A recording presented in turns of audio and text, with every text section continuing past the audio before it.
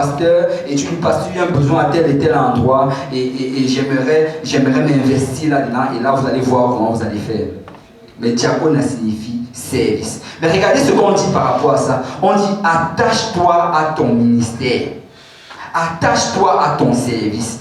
Quel que soit ce que le service que le Seigneur t'appelle à faire, attache-toi à cela. Cherche des moyens d'améliorer cela. Si tu es dans la chorale, commence à t'exercer plus à la maison. Apprends les chants par cœur. Exerce-toi, exerce ta voix. Si tu joues un instrument, essaie de t'améliorer dans comment tu joues cet instrument-là. Si tu es même un huissier, commence à t'exercer comment être un bon huissier. Souris aux gens quand ils viennent. Sois à la porte. Lève-toi, salue. Assure-toi de saluer tout le monde. Exerce-toi cela, attache-toi à ton ministère. Parce que laisse-moi te dire que le Seigneur peut choisir quelqu'un d'autre. C'est une grâce que tu sois entre. On appelle ça les dons de la grâce. Tu l'as reçu par la grâce, il peut donner cette grâce à quelqu'un d'autre. Donc attache-toi à cela. Huissier, soyez prêts, soyez souriants. Laissez vos problèmes à la maison. Mais souriez à tous ceux qui viennent. Souriez, saluez-leur, prenez leur nom et assurez-vous d'être toujours sharp. Si tu es dans la chorale, viens à l'heure, mets-toi au piano ou bien à la batterie ou à n'importe quoi, mais sois vraiment à l'heure et assure-toi de connaître les chants, assure-toi de toujours être à la page avec le dirigeant des chants. Amen. Quel que soit le ministère. Si tu es dans l'équipe d'évangélisation, arrive dans le lieu d'évangélisation un peu plus tôt, prie d'abord pour ce lieu-là. Investigue le terrain, regarde et mets-toi vraiment en pleine disposition pour que le Seigneur t'utilise. Mais il faut que tu t'exerces pour donner un service excellent au Seigneur. Vous voyez, vous savez, je ne veux pas servir mon patron plus bien que je ne sers Dieu. Non, je ne veux pas donner un service à mon enseignant, à mon professeur plus bien que je ne donne un service à Dieu. Non, je vais donner mon meilleur à Dieu. Amen. Je vais donner tout ce qu'il y a de meilleur. Pourquoi? Parce que Dieu a donné tout ce qu'il y avait de meilleur pour moi. Il a donné sa vie pour nous. Il a payé pour nos péchés. Alors nous devons donner notre numéro 1 au Seigneur. Amen. Et quel que soit le service que tu donnes, assure-toi de donner le meilleur service possible. Le meilleur service possible. Si tu es dans les multimédias, exerce-toi comment envoyer des versets plus rapidement. Exerce-toi comment être à la page. Exerce-toi comment manipuler ces trucs-là très bien. Si tu promènes les caméras, exerce-toi à toujours les promener, trouver le bon angle, trouver les meilleures positions. Et essaye d'être le meilleur pour le Seigneur. Sois le meilleur. Amen. Si on peut louer le Seigneur pour un instant.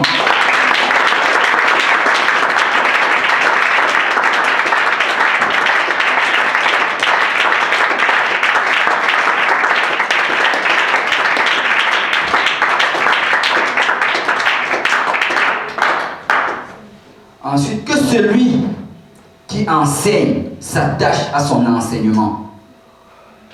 On n'a pas dit que celui qui témoigne. On a dit que celui qui enseigne. Pourquoi? Parce que certains vont dire, oh, le don de l'enseignement, c'est pour certaines personnes. Peut-être je n'ai pas ce don-là, je n'ai pas besoin d'aller témoigner. Non. Tout le monde, nous devons tous témoigner. Matthieu 28, 19 nous dit d'aller par tout le monde et de prêcher la bonne nouvelle. Et en plus de ça, qu'est-ce qui fait de toi un témoin? C'est le Saint-Esprit. Amen. Acte 1, 8.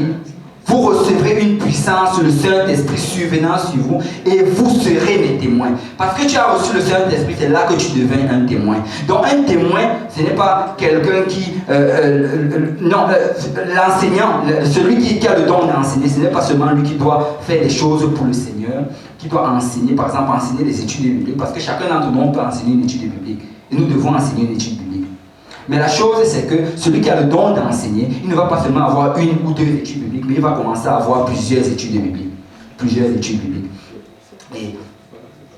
Et si tu as le don d'enseigner, la Bible dit, attache-toi aussi à ton enseignement. Attache-toi à ton enseignement. Ça veut dire que tu dois t'assurer de donner le meilleur enseignement possible. Si tu as un exemple de ceux qui enseignent, par exemple, si tu enseignes des études bibliques, ça c'est déjà un exemple. Un autre exemple, si tu es dans l'école du dimanche, que tu enseignes les enfants, exerce-toi à bien enseigner aux enfants. Cherche les bonnes techniques d'enseignement. Cherche à être toujours sensible à l'Esprit de Dieu, de pouvoir te laisser guider par l'Esprit. Lis beaucoup, parce que tu as beaucoup lire. En fait, tu ne vas donner que ce que tu as reçu. Si rien n'est rentré là, rien ne va sortir. Donc tu dois beaucoup lire. Lis beaucoup, améliore la qualité de ton message et tu dois beaucoup écouter aussi les prédications. Écoute les prédications, prépare-toi avant d'aller enseigner, mais assure-toi de donner un service excellent. Attache-toi à ton enseignement. Amen. Verset 8, que celui qui exhorte à l'exhortation. Celui qui exhorte à l'exhortation. Dans la Bible, on a un exemple de quelqu'un qui exhorte. Si on parlait dans Actes chapitre 4, verset 36, la Bible nous dit que Joseph, surnommé par les apôtres Barnabas, ce qui signifie fils de l'exhortation.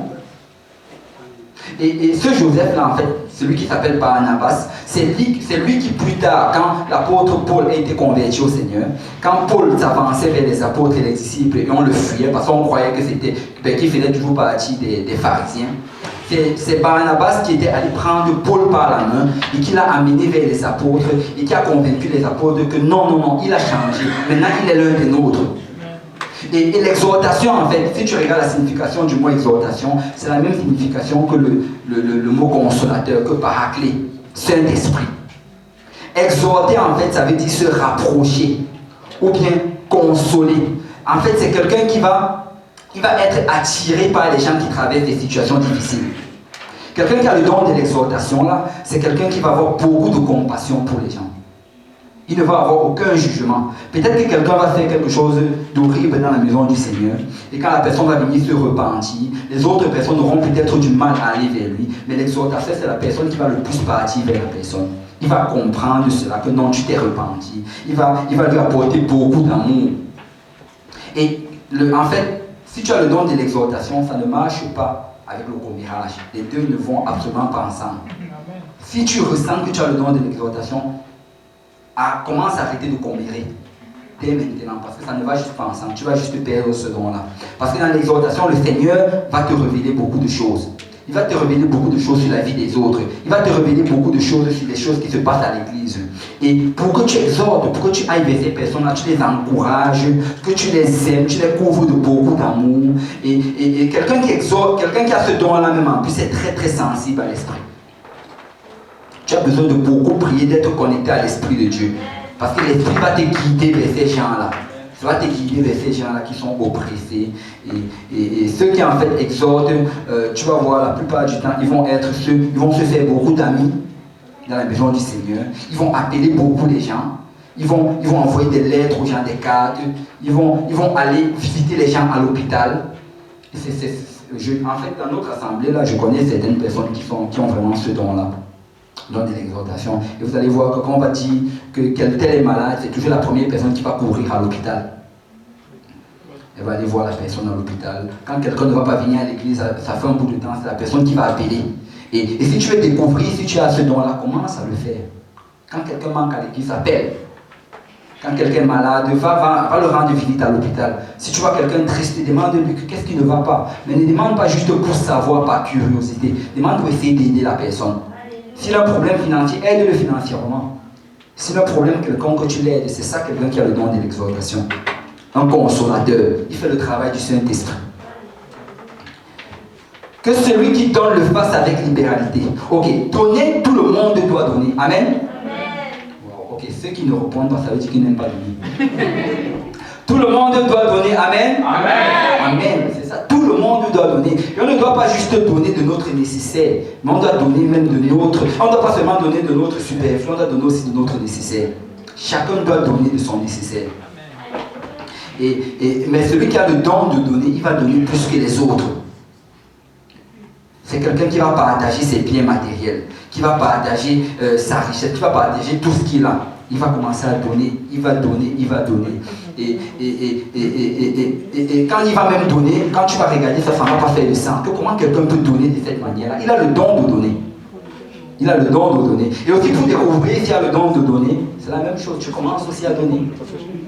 Tu dois commencer à donner et c'est là que tu vas découvrir. C'est un don. Je sais qu'il y a beaucoup qui ne veulent pas réclamer cela, mais c'est un don. Je ne sais pas si quelqu'un va rentrer en prière, Seigneur, donne-moi le don de donner. Mais ça aussi, c'est un don. C'est un don. Mais vous savez, ce don-là, ça vient aussi avec les bénédictions parce que le Seigneur ne va jamais te demander de donner plus qu'il ne te donne. Donc si tu donnes 100, le Seigneur va te donner 200. Même pas 200, il va te donner 1000. Parce qu'il le multiplie par 100. Donc, quel que soit ce que tu donnes, le Seigneur va te donner plus. Il va te donner plus. Et si tu veux savoir si tu as du don, commence à donner. On a l'étude biblique du lundi soir où on mange d'habitude. Le frère Yannick, il prend l'argent justement pour qu'on puisse faire le repas pour cette étude-là. Et commence à donner là-bas, commence à t'investir là-bas. Tu donnes pour qu'on puisse préparer pour cette étude. N'importe quoi qu'on fait pour la maison du Seigneur, donne. On veut envoyer un évangéliste, donne. On veut acheter une voiture pour Haïti, donne. Commence à donner comme ça, tu donnes. Et tu vas voir comment le Seigneur il va commencer à te bénir en abondance. Et tu vas vraiment découvrir qu'en fait, mon don, c'était de donner. J'ai passé mon temps à retenir alors que mon don, c'était de donner. Que celui qui préside le fasse avec zèle. Ok, présider, littéralement ici, ça veut dire se tenir devant les gens. Vous savez, dans la maison du Seigneur, hormis le pasteur et l'équipe pastorale, il y a aussi des gens qui vont avoir des positions administratives. Ils vont se tenir devant les gens. Un exemple, il y a le dirigeant des chants, il y a le chef des huissiers, il y a le dirigeant de l'école du dimanche. Et comment est-ce que tu vas découvrir que tu as reçu ce don-là de présider? C'est le jour qu'on va te nommer à une certaine position. Ce n'est pas à toi de te nommer. Ce n'est pas à toi de venir. Pasteur, j'ai le don de présider. Mais il faut que tu me donnes. Non, ça ne marche pas comme ça. Sois le serviteur. Parce que la Bible dit que le plus petit parmi vous sera le plus grand. Alors commence à faire les tâches les plus basses. Demande du pasteur, est-ce qu'il y a quelqu'un actuellement qui s'occupe de laver les toilettes? Non, je vais commencer à laver les toilettes. Pasteur, est-ce qu'il y a quelqu'un qui enlève les toiles d'araignée dans l'église? Ok, donne-moi cette charge là, pasteur. Pasteur, est-ce que quelqu'un me passe l'aspirateur? Pasteur, je vais faire cela. Donc quand tu commences à faire cela, laisse-moi te dire que si tu te rabaisses, le Seigneur va t'élever. Mais on nous dit ici que celui qui préside, qui doit le faire avec zèle. Quand on parle de zèle, ici on parle d'enthousiasme. Donc les dirigeants là, vous devez le faire avec enthousiasme. Vous devez le faire avec une sincère, une intense conviction. Parce que si quelqu'un qui préside n'a pas la conviction, c'est que tous ceux qui vont le suivre n'auront pas la conviction. Il faut que celui qui préside ait la conviction. Il est le zèle. Oui, on va réussir. Oui, on va gagner Montréal. Oui, on va chanter. On va être les meilleurs chanteurs et tout le peuple de Dieu va nous accompagner avec ces chansons. Oui, nous allons être les meilleurs évangélistes. Quand on va sortir là, les démons vont fuir. Les démons vont trembler. La ville de Montréal va te secouer. Les gens vont commencer à recevoir le Saint-Esprit en vous. Oui, on va y arriver. C'est ça le zèle. Tu dois le faire avec enthousiasme. Et pour avoir cet enthousiasme-là, ça prend la passion. Il faut avoir la passion pour les âmes. Et cette passion-là, ça vient uniquement quand tu as une connexion avec le Seigneur. Il faut que tu aies une vie de prière. Tout dirigeant doit avoir une vie de prière. Une vie de prière sincère. Il doit prier plus que les autres. Des prières extra. Il doit être continuellement en prière, du matin jusqu'au soir. Et c'est quand tu vas prier comme ça que le Seigneur va te parler. Et c'est là qu'il va te donner la vision. Parce que la Bible dit que mon peuple périt s'il n'a pas la vision. Il faut une vision. Il faut que tu reçoives cette vision. Et si tu n'as pas encore reçu de vision, va vers le Seigneur en prière. Le Seigneur va te la donner. Amen. Que celui qui pratique la miséricorde le fasse avec joie. C'est quoi la miséricorde? Le don de miséricorde, en fait, c'est le don d'avoir de la pitié pour les gens. C'est le don de pouvoir ressentir ce que les gens ressentent. Et les gens qui sont dans ce ministère, souvent, ce sont des gens qui vont s'occuper, qui vont faire par exemple les visites dans les hôpitaux. Ils vont avoir beaucoup de compassion pour cela. Ils vont nourrir les sans-abri. Ils vont accueillir les nouveaux. Quand on va voir une nouvelle personne qui vient là, malgré son état, même si la personne est remplie de tatouages et de piercings partout, il va avoir beaucoup de compassion, de pitié. Oh, le diable a tellement fait des dégâts pour lui. Il va avoir de la pitié. Et on dit que ceux qui le fassent, regardez ce qu'on demande pour eux, ils doivent le faire avec joie.